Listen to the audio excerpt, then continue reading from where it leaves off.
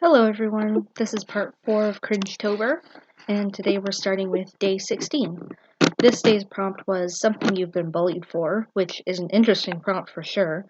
Now thankfully I was very lucky as a kid and teenager because I wasn't made fun of very much. There were really only 2 instances where I can remember something close to being bullied, and even then it was not really that bad. One of those times was for wearing a spiky choker, and the other time someone told me I was weird and creepy for thinking taxidermy is cool. So here I drew Alex, surrounded by taxidermy and wearing a spiky choker, and it's totally awesome because neither of those things are weird. In her story, Alex does do taxidermy as like a fun thing on the side, so I like to imagine that maybe this is her personal collection and she is showing it off to someone. As I've mentioned before, I really like drawing animal skulls and stuff, so that was really fun to do. I did have some trouble coming up with enough ideas to fill all the walls, though. When I first sketched this out on paper, I just had a few little things, and I really wanted this room to just be filled with stuff. Back when I was more into vulture culture, which I think it's called, I probably could have come up with more ideas on my own, but nowadays I'm not so much into it, so I had to go on Pinterest. I ended up watching people's room tours and looking at real people's collections to get a few more ideas. I've really been enjoying sketching these drawings out on paper first. I usually draw traditionally, so it's a little more comfortable for me. And the good thing is that when I'm away from my computer, I can still draw at least part of my prompt and then save the sketch for when I get back to it. Most of these sketches are just on scrap paper, whatever I've got lying around. And after I get a picture of it, I glue them into my sketchbook so they don't get lost. And that's actually how I fill out a majority of my sketchbook pages. I tend to not draw in it as much as I should, and I pretty much just use it as a place to collect all of the little things I've got around. When I finish this sketchbook, I will probably make a video of a tour of it, but I take forever to finish sketchbooks. The last one I did took like 3 years, I think, and I've had this one for a year, I think, and I'm still not even halfway done with it. So that may be a while, but hopefully I can get it finished because I really should practice drawing more and just remembering to have fun with it, which is a good part of this challenge. I'm having a lot of fun with drawing, and I think it's a good lesson to learn, and hopefully I can do that even after the challenge is over.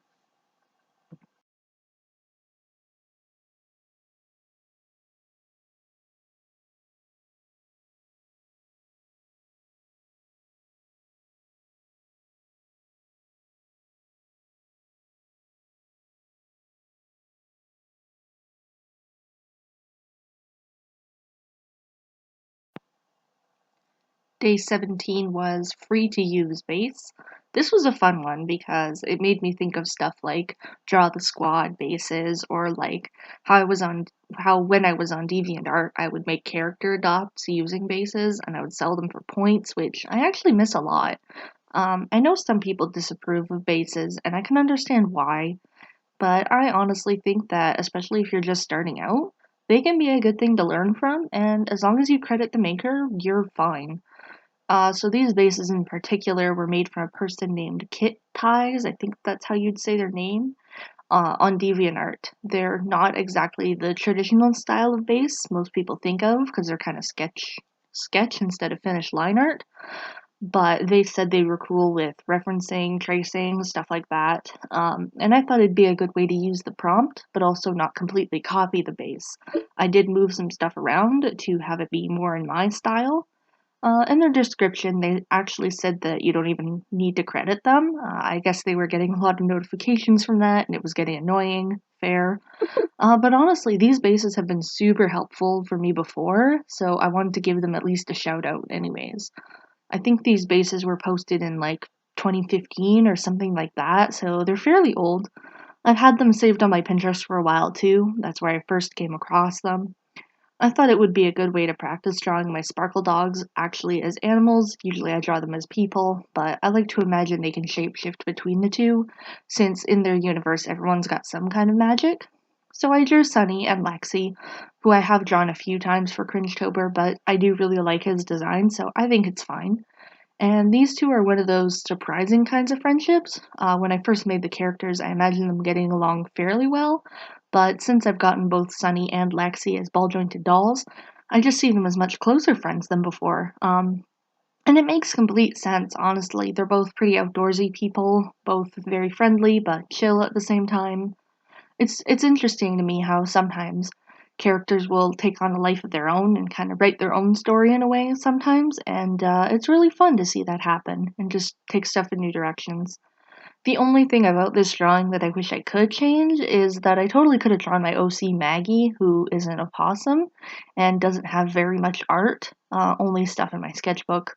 And then I'd only have to draw one thing for this, so I'm kind of mad I lost an opportunity there, but I can always draw her on my own time, so I guess it's fine. I didn't think of it until a little while ago because I was customizing the doll that she's going to be. And while I was painting that doll, I just kind of went, wait a minute, that totally could have been day 17. So, oh well, you know, we move on. But all of that aside, I actually do really like this drawing. I really like how Lexi's face turned out. I think it's really cute. Um, it's not very accurate, I guess, or realistic, but I think that's fine. And Sunny looks good too. So yeah, it was just a fun time drawing this one, and glad to have gotten some practice in. Day 18 was Fandom AU, and I knew exactly what I wanted to do for this one. I will say that this drawing does have like some blood and gore, so just if that's something that bothers you, just a warning. So because I'm drawing all of these prompts with my characters, I decided to take some of them and put them into the universe of a fandom I'm in, and of course, to no one's surprise, I went with an American Werewolf in London. So I redrew my absolute favorite scene in the movie, where Jack first visits David in the hospital, and I replaced them with Riley and Alex. The story I imagined for this is that Heather lives in London, and Riley and Alex are going to visit her, and on the way there, they get attacked. So Riley would end up staying with Heather, and things are kind of tense because, like in canon, I imagine they fought in the past, but they start to put that behind them and become more friendly again. But of course, this is all in the time leading up to the full moon, and if this really is an American Werewolf in London AU, I guess it would not have a happy ending, unfortunately. Or it could, I don't know. Honestly, I just really wanted to draw Alex looking all gross and scratched up, and then I kind of made up the story as I was drawing. But like I said, I knew that I wanted to draw this specifically as soon as I saw the prompt because An American Werewolf in London was such a huge inspiration for my story. Riley was originally a shapeshifter, but about 2 years ago I rewatched the movie and I remembered how awesome it is, and I decided to change that.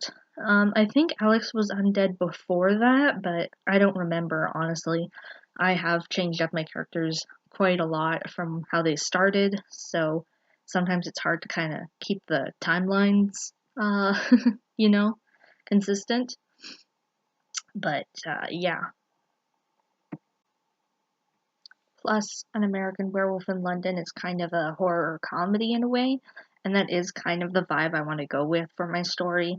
I take a lot of inspiration from stuff like Evil Dead, Nightmare on Elm Street, the Reanimator movies, basically anything that's horror but in a fun way.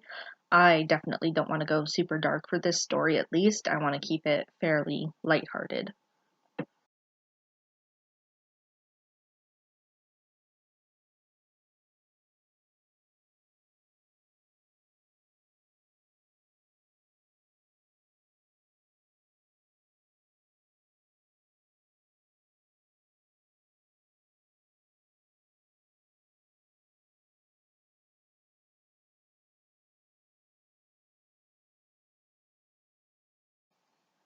Day 19 was alternative fashion, and I could have drawn so many characters for this prompt, but what I decided to do was draw my character Raven, who is one of my ball jointed dolls. She's a mini Penelope from Teeny Tinkers. The thing about her is that she's a very tiny doll, so when I got her, I didn't really want to sew clothes for her. So she's wearing an outfit from the Dream Ella extra iconic mini doll. And why I decided to draw her instead of my other characters is that her outfit gives off a very specific, like 2020 kind of vibe. And it's a nice outfit, I like it. But I feel like a lot of people do consider this outfit to be cringy, so I thought it would be perfect for this challenge. It is kind of funny though how sometimes stuff gives off such a strong vibe of something so specific, and then looking back on it, it's kind of hilarious. Like, I find that if you look at the first doll of Jade from Rainbow High, it's got kind of the same vibes where it's inspired by something so specific, like how Billie Eilish used to dress at that time, that as soon as that thing changes or goes out of style or whatever, their outfit kind of turns into like this time capsule of a super specific trend. It's kind of wild and it's super entertaining, especially if you collect dolls because you can kind of tell exactly what was going on at the time certain dolls were made. It's really interesting. Or you can tell what one doll company was doing and where the other company kind of borrowed ideas from them or was trying to get in on something specific to make some money.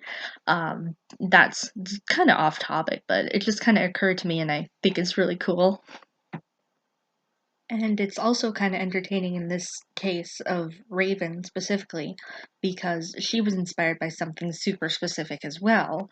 In the kind of 2000s, 2010s ish, there were like these statues of these fairy ladies, and they usually had some kind of pet, and they were always kind of goth looking.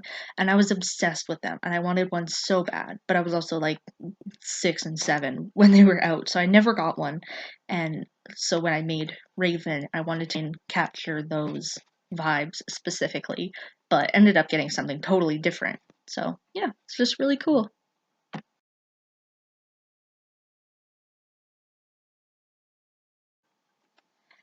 On day 20, my computer crashed, so I only have coloring and shading. I lost the recording for the sketch and the line art.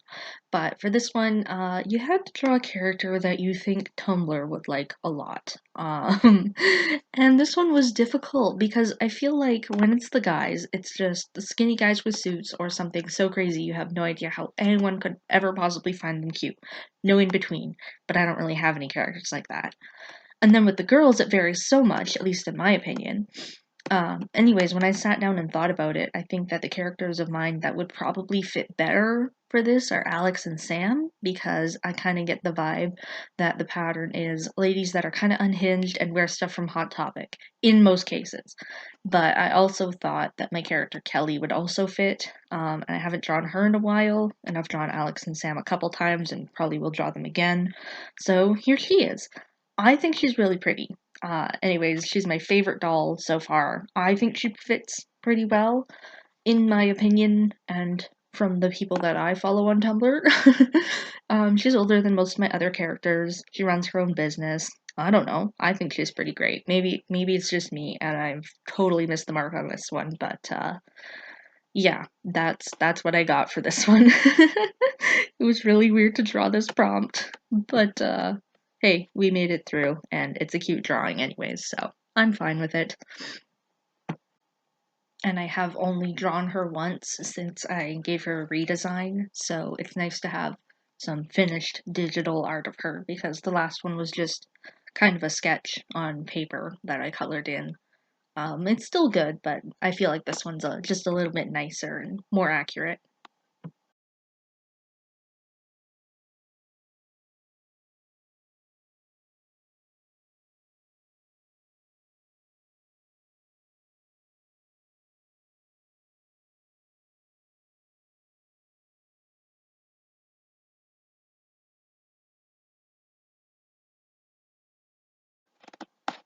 So those were all of my drawings for part 4. Hope you enjoyed, and I will see you guys in the next video. Bye guys!